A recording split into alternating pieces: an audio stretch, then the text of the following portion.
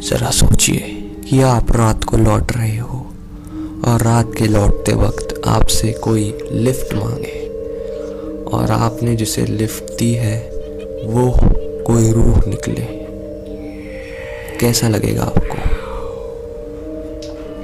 ये ऐसी ही एक कहानी लेके आज मैं आपके पास आया हूँ।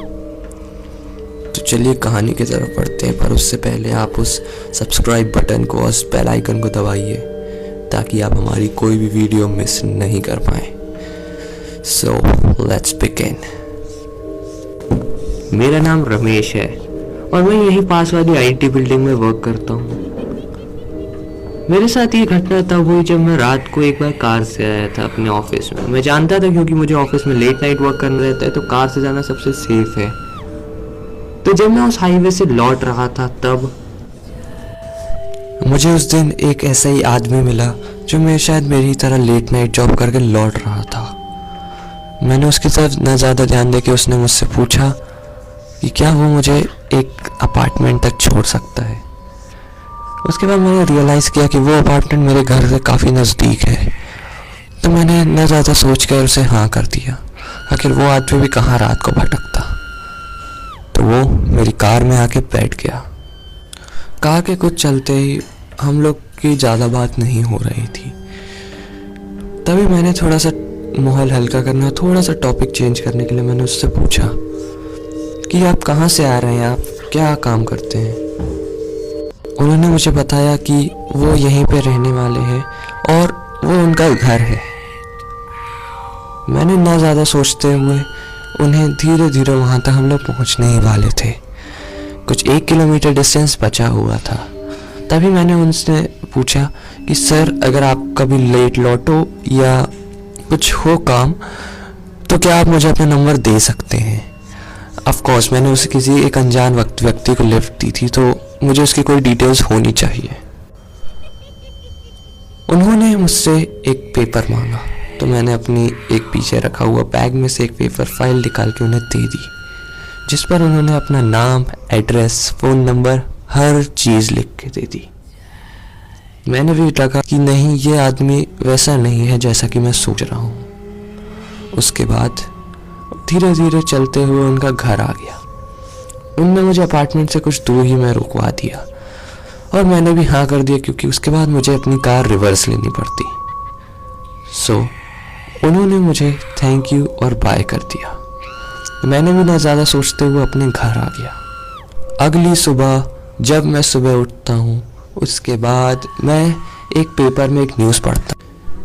कल सुबह जब मैं सुबह न्यूज़ लगा के बैठा और जब मैंने एक न्यूज़पेपर पढ़ा तब मुझे ये रियलाइज़ हुआ कि कल रात मैं जिस रोड से आया था वहाँ पे ठीक 12 बजे, यस यू कैन से 11:30 बजे एक एक्सीडेंट हुआ। मुझे ये नहीं पता था कि वो एक्सीडेंट किसका हुआ। उसमें नीचे व्यक्ति का नाम लिखा हुआ था, मिस्टर फ्रेडरिक डिकेटसन। ओके, मुझे ये न्यूज़ क्या पता बहुत अजीब लग रही थी और मुझे लग रहा था ये मेरी लाइफ से कुछ रिलेटेड है। पर मैंने उसके बाद ज़्यादा ना सोच के मैं नहाने चला गया और फिर उसके बाद मैं अपने ऑफिस जाने की तैयारी करने लगा।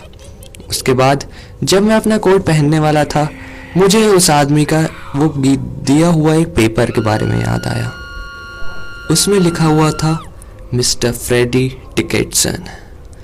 ये सुनते के साथ ही मेरे पूरे शरीर में जैसे बिजली सी दौड़ गई। मेरे रोंगटे खड़े हो गए ये चीज़ सुन के। उसके नीचे लिखा हुआ था एड्रेस। मैंने जल्दी से जाके अपना न्यूज़पेपर उठाया और उसमें से एड्रेस मैच किया। एड्रेस भी बिल्कुल सही था। उसके बाद नीचे लिखा हुआ था एक फ़ोन नंबर। मैं उस दिन ऑफिस नहीं गया और मैं उसके घर गया। जब मैं उसके अपार्टमेंट में पहुंचा तो वहाँ पे एक वॉच गार्ड खड़ा हुआ था। मैंने उससे पूछा मिस्टर फ्रेडी डिकेटसन के बारे में, तो उसने मुझे ये बताया कि कल ही रात उनकी मौत हो गई है। आप अंदर जाके देख सकते हैं कि उसके यहाँ अभी उनका अंतिम संस्कार होने वाला है। मुझे ये कुछ भी समझ में नहीं आ रहा था। मुझे जैसे कि चक्कर से आ रहे थे। मुझे कुछ भी समझ में नहीं आ रहा था। तब मैं जाके कुछ दिनों बाद उनकी वाइफ से जाके मिला। उनकी वाइफ ने ये बताया कि उनका एक्सीडेंट का उस दिन रात के 11 साढ़े 11 बजे हुआ था। अब सोचने वाली बात यह है कि अगर वो 11:30 बजे उनकी डेथ हो चुकी है तो जिन्हें मैंने लिफ्ट दी घर तक वो कौन थे?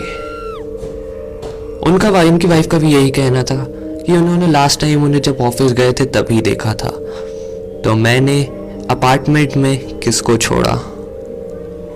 ये सारे सवाल मेरे आज तक दिमाग में है। तो अगली बार आप अगर किसी को लिफ्ट दें तो एक बार ज़रूर सोचें। मैं मिलूंगा आपको कुछ ही अगली वीडियो में, तब तक के लिए बाय बाय।